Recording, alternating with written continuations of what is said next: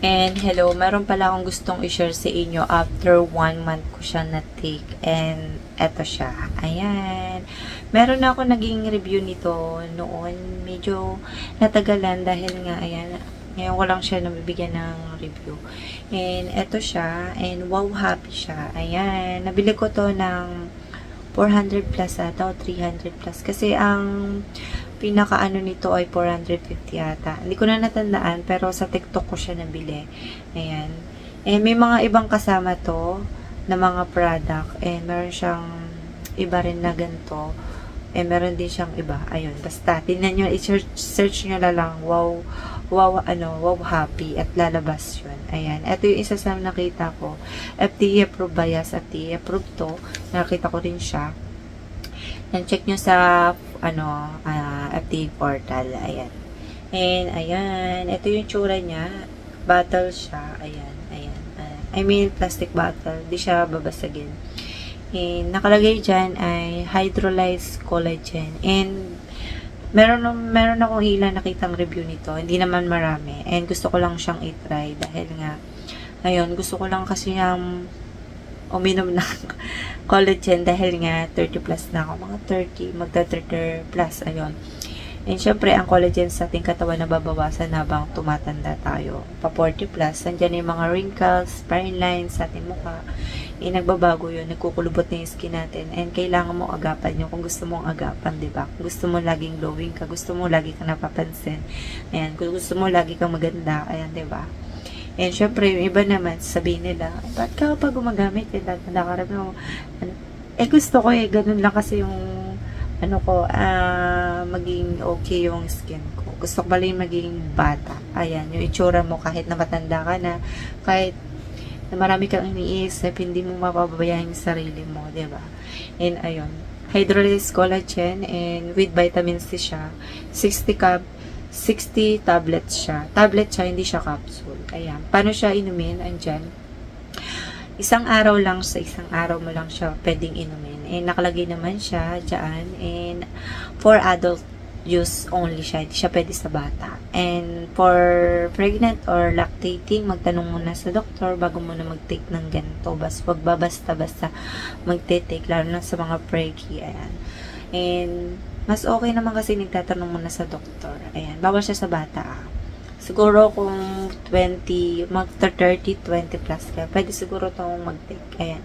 Yan yung expiration nandyan. Matagal-tagal siya. And yung ingredients, akala ko walang ingredients. Sobrang liit. Hindi ko siya makita. And, wala siya nakalagay na milligram. Tsaka yung vitamin C. And, sinerch ko na lang. And, yung hydrolyzed collagen is 1,000 milligram. And, yung vitamin C niya ay 50 milligram. Ayun. And, gusto ko siyang i-share kung ano nga ba yung naging resulta nito sa akin at paano ko siya iniinom. Iniinom ko siya ng gabi. Salitan, I mean, kinabukasan, umaga, or kaya tanghali after mong kumain. Tapos sa gabi, bago matulog. Ayun. Isang araw lang sa isang araw. Iinumin mo siya. And, ito yung loob niya. Punong-puno to nung una. Ayan. Ito yung tsura niya. Ito siya. Ayan. Ito yung tsura niya. Kulay puti siya. Medyo malaki-laki to. Sa nahihirapan tawag dito, maglunok. Basta lunukin nyo lang mabuti. Ayun, yung may iba nahihirapan talaga maglulunok. Pwede nyo naman hatiin, tapos pagkahiwalay, kasi isa rin naman pagdadaanan yan. Ayan, ganun lang naman kasi sa mga And, lasa niya? Hindi naman siya maasim, hindi siya mapakala. Parang normal lang. Pero may lasa siya ng konti. Ayan. Ano nga ba yung naging effect nito sa akin? Ayan. Maganda siya inumin ng gabi. Tsaka, ito yung isa sa nagustuhan ko. Yung likod ko kasi, yung spinal cord, CS kasi ako, laging sumasakit talaga yung likod ko, banda dito sa may balakang. Akala ko may UTI ko, wala. Pero, nung time na dumating to sa akin, nawala talaga. Pero pag nag-i-stop akong nito, halimbawa, na-stop ko kasi ng 2 araw, nakakalimutan ko. So, bumabalik yung sakit ng likod ko. And, pag tinitik ko siya, nawawala. As in, nawawala siya. Nagugulat nga ako. Sabi ko, ang ganda. Kasi, lagi ako nagbubuhat ng anak. Ganyan na kasi ako laging pakarga ng pakarga, lalo na paglalabas kami. Karga siya ng karga. Yung likod ko gumaganon. And laki-laki niya na. Magsi 6 years old. Ayan, yung anak ko ay may autism. Kaya, natatakot siya sa labas maglakad. Kaya, ayun, may time na naglalakad, may time na hindi. Kaya nakakapagkarga ko. Medyo malayo-layo kasi yung dinadayo namin. I mean, nilalakad namin para may partial ko siya. Ayun. And nakakatulong to sa akin sa likod ko na hindi mag-react. Ayun. Simula na take ko to, hindi sumasakit yung mga likod ko talaga as in. And isa rin sa maganda to, kahit super stress. Marami rin kasi ako inisip. Tsaka hindi rin ako masyado nakakatulog. Mas nakakatulong to sa akin. Ayan. Ayan yung mga wrinkles or fine lines sa mukha natin ay nawawala. Ayan, glowing pa rin yung skin ko. Ayan.